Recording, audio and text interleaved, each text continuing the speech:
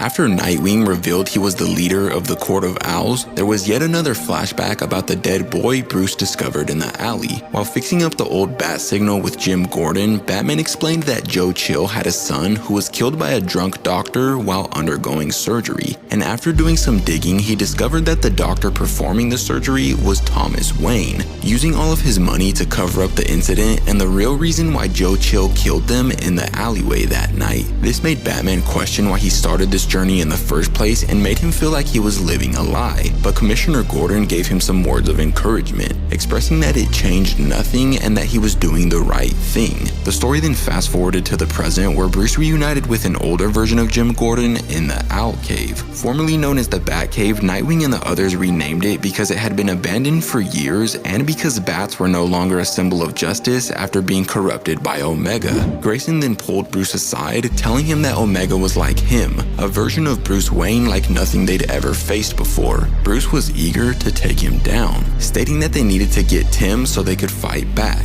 but Nightwing expressed they couldn't because Tim was killed a few days ago during a full-scale attack on Omega's forces, an attack that was supposed to shut down his anti-life signal and new amplifier for it, but it failed because the amplifier was too heavily guarded and because the signal itself was in Wayne Tower, which could only be accessed with Omega's DNA. Bruce didn't want to believe it was true, that Tim was dead, but Barbara not only forced him to accept it, but also revealed that Jason, Kate, Cassandra, and Damian were dead as well. Nevertheless, Bruce refused to give up hope, stating that it would be a perfect time to retaliate since they just lost because Omega would never expect it. Initially, there was some resistance from everyone. Nobody wanted to fight back, and especially not Barbara because they had already lost so many. But eventually everyone got on board, realizing that they actually had a chance now that they had a Batman, and since him and Omega's DNA was the same, he could get into Wayne Tower. But before all that, they needed a favor from Selina Kyle, which wasn't guaranteed because she was kind of on Omega's side, but it seemed like it was only to protect herself, so they went anyways. Upon their arrival, Selina revealed that Omega had ordered her to kill them if they showed up, but she was sick of him, so she decided to help them,